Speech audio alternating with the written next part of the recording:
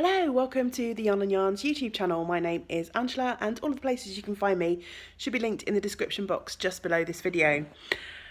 It's London vlog day 3. It's my last day today. I have a couple of hours this morning and then I'm heading back home this afternoon. I have to say hats off to people who live here because I visited here a lot. I grew up just outside of London, so when I was in my teens we came a lot at the weekends. And through my adult life I've come back probably at least once or twice a year. I always find it really tiring, and I'm usually here as a tourist, not really doing anything. It's just the sheer amount of people and the rush all the time, so I don't think I could do it all the time. I guess you get used to it, don't you? I don't have any hard and fast plans for today. I'm just relaxing in the apartment at the moment, drinking my morning cup of tea. I've got my sock knitting next to me. I've actually managed to finish the foot of my sock, so there's the heel back down there, and I'm ready to put in the toe now, so by the time I journey back, hopefully I'll have started the second sock, which is quite nice. It's been a nice travel project. So yeah, no hard and fast plans for this morning. There's a few places I'd quite like to go to. Ideally I want to try and get to Loop to try and see if I can pick up some more camel rose yarn for my crochet project, but I'll just see what I've got time for. It's a bit rainy and grey. It's not raining at the moment, but they've forecast rain for most of the morning, so I'm not going to dash here, there and everywhere in the rain. I'm just going to see where I get to.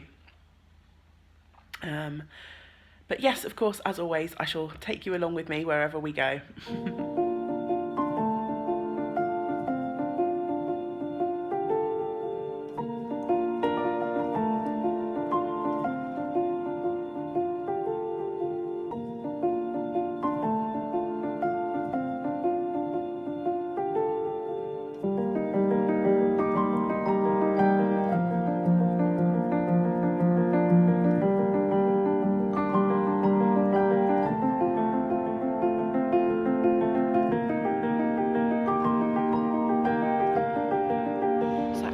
A quick pit stop at Covent Garden. I really enjoy coming here. It's always fun and a really nice atmosphere, but it gets super busy later on in the day.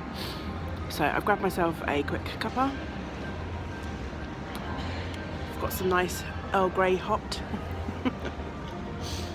and I'm gonna head to Kiki K, which is a stationery store. Gonna have a look around and see if there's anything I can pick up in there fun for my journaling. They've also got a paper chase here, so I'm going to pop in there. And then after Covent Garden, I think I'm going to try and head up to Fortnum and Mason and pick up a couple of Christmas gifts.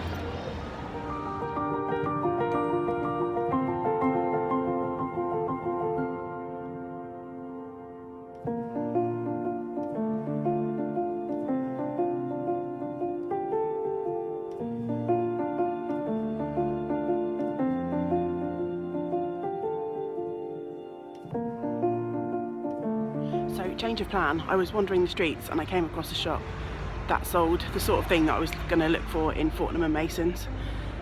So I've picked up that stuff, which means I can now head to Loop.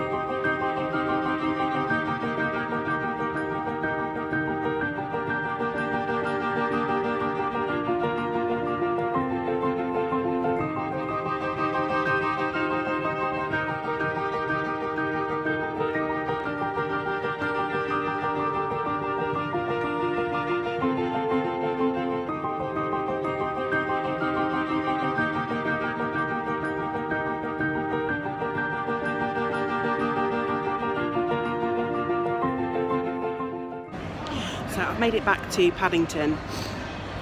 I've got some soup for lunch. I've got about half an hour before my train home. I hope you enjoyed our little trip to Loop.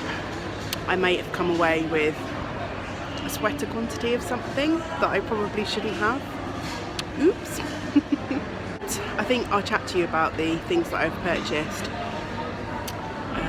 at the very end of this video.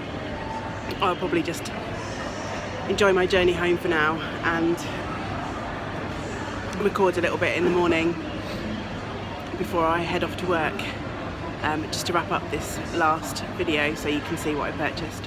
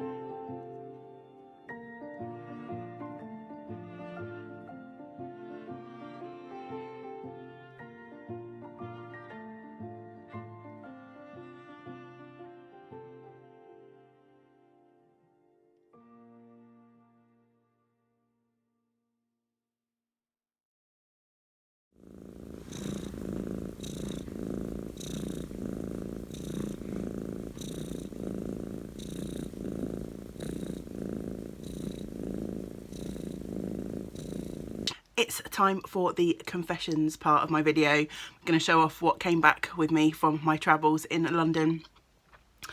I went to a couple of stationery shops, as you may have seen earlier on in this video. I did manage to pick up a couple of things at Kiki K, but they're in the gift pile, so I'm not going to show those off here. And the only thing I picked up from Paper Chase was a cute packet of stickers, which are these little llamas, and they've all got sort of really fun saddles and things on. So I thought they would look cute as decorations in my journal. Just around the corner from Covent Garden Station, on another street than sort of Kiki K, I came across a Muji store, and I've never been in Muji before, and I guess the closest sort of approximation I can come up with is they're a Japanese version of Tiger, which is also variously known as Tiger or Flying Tiger here in the UK. I think they're a company from Copenhagen. They're a bits and pieces shop if you don't know who they are, and I guess similar to maybe the IKEA marketplace, which a lot of people are familiar with. It's that kind of store where you get all sorts of bits and pieces that you never knew that you needed. But I picked up a few things in Muji that I think are going to be really useful. I picked up this really cheap, really basic, it's really good, like firm plastic container. I think this was like £2, £2.50. And this is going to house all my washi tapes, because my washi tape collection has quickly gotten out of hand. I bought a load of these really skinny washi tapes, and they're sort of in a pocket in this pouch bag that I've got, but it's completely overflowing now, and I can never find anything, so I'm going to lay all my washi tapes out in that, just have that on the desk, so they're really handy. And the thing that I'm most excited about that I picked up from Muji is a 2020 journal.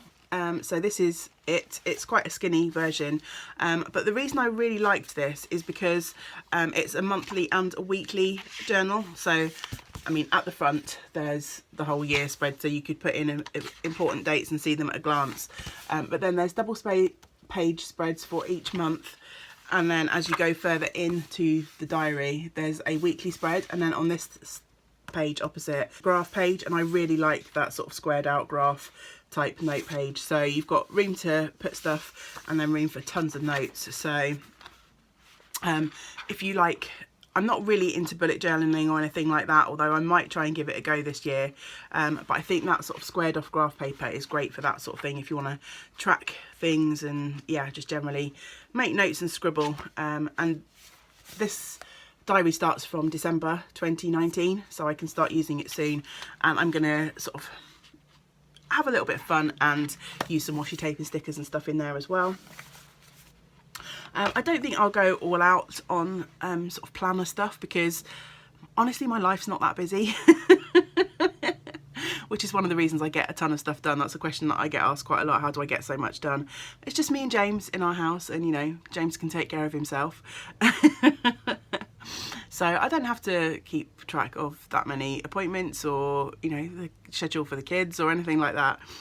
So my life's really not that busy to need to keep it in a neat and tidy planner. So that was the stationery haul. And then on to the yarn haul. So first up, I picked up a pin badge from Tribe with their signature sort of Tribe logo. And the other things that I picked up from Tribe you would have seen in the part 2 vlog. The first is a skein of Undercover Otter, which just had to come home with me. These colours are absolutely stunning. It's called If It Bleeds, and it's on her Squirm base, which is 80% merino, 20% nylon, and it's a high twist yarn. Gorgeous greens and oranges in that skein, and there was about 4 of these skeins, and I was so tempted to pick up a couple for another Mount Pleasant or something similar, but in the end I decided not to, because I picked up something else from Tribe, a sweater quantity of some DK yarn, which I'm going to show you in a second.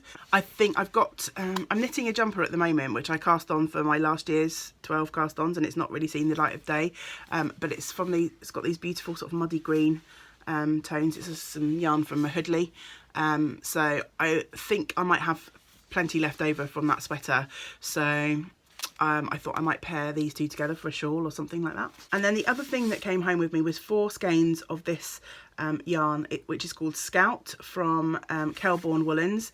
It's 100% wool, and this is the charcoal heather colourway.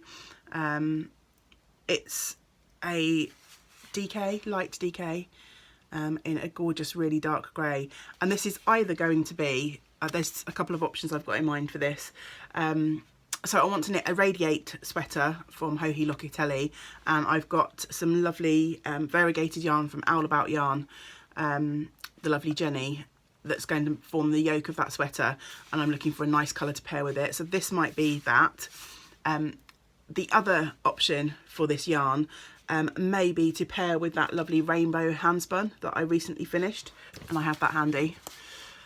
So this would be the yoke, and this would be the main body of the sweater. So it'd be a really simple sort of garter stitch yoke in the rainbow, and then just a really plain sweater to show off that handspun. And I think they'll pair quite well together, not tightly twisted, and it sort of matches the handspun quite well. So yeah, those are a couple of options for that. This yarn is made in Peru, and it's from Kelbourne Woolens, and the line is Scout. And then from Loop yesterday came home with me the Camel Rose yarn that I was after, and I managed to get most of the colours that I wanted to match up for my crochet blanket. So I've picked up those ones, which are the same as I already had in my blanket. They didn't have any of the rust or the mustard left, but that's okay because I've still got a full skein of each of those. I was going to use those for borders and things, but if I don't have enough with this yarn plus the 2 balls that I have, then I'm definitely going to pop in some Jameson's or some Bar Ramu to finish off the blanket. I'm not going to buy any more of this.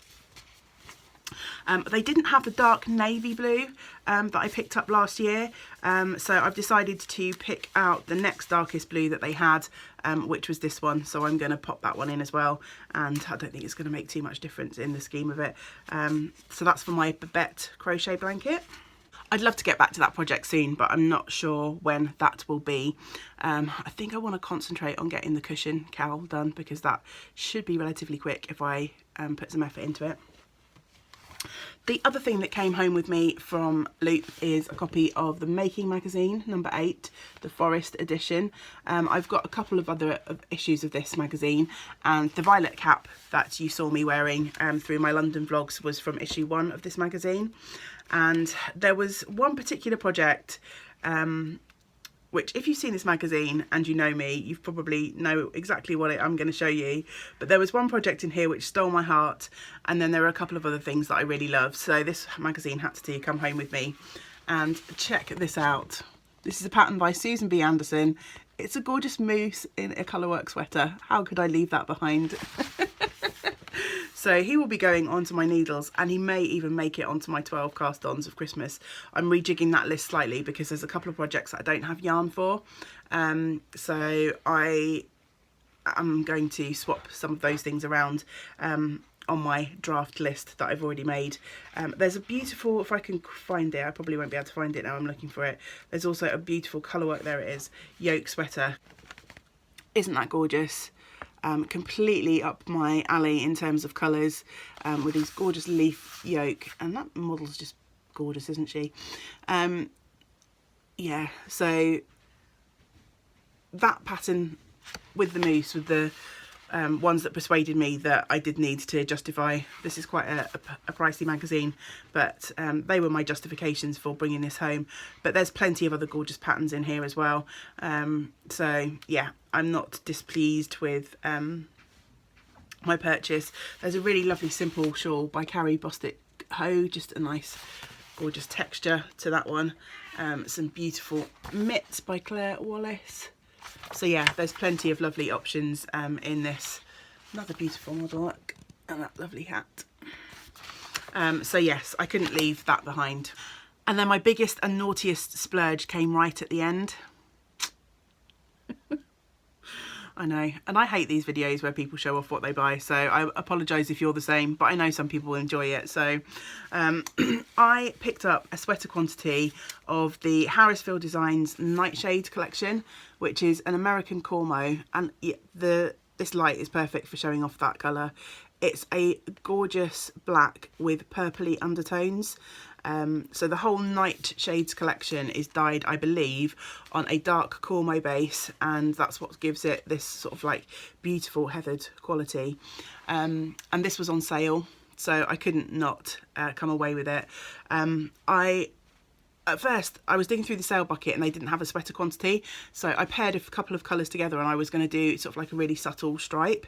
But then when I got down to the cash register, they told me they actually had extra quantities of these in the storeroom, so they went and found me a sweater quantity of this purpley one. I've been wearing purple a few times recently and I've had lots of compliments on things when I wear purple, so I thought I'd go for it. They also had a beautiful green, which I was really tempted with as well. But that's the Nightshades from Harrisfield Designs, and this colour is called Talk Radio, and it is a yarn that's grown in Montana, spun in New Hampshire. So yeah, Nightshades, I'm excited. Oh, isn't that gorgeous? That really shows off the colour well. I can't wait to knit myself a sweater. I don't have a particular design in mind, but I bought 5-6 skeins of this to give myself plenty of options. Again, this is the DK weight yarn, and the lovely lady behind the till at Loop said they've just brought out some new designs for this range that are gorgeous, so I'll have to hop on Ravelry and check those out. So that's it, confession time over. I know, I came home with a ton of stuff, and most of it I shouldn't have. The only thing I really needed was the Camel Rose yarn to finish off my Babette blanket. London vlogs are over. I hope you have enjoyed coming along with me, and yeah, hopefully there'll be some more out and about vlogs coming from me soon. But until next time, I hope you get to do some of the things that you enjoy. Great big woolly hugs to you all. Bye for now.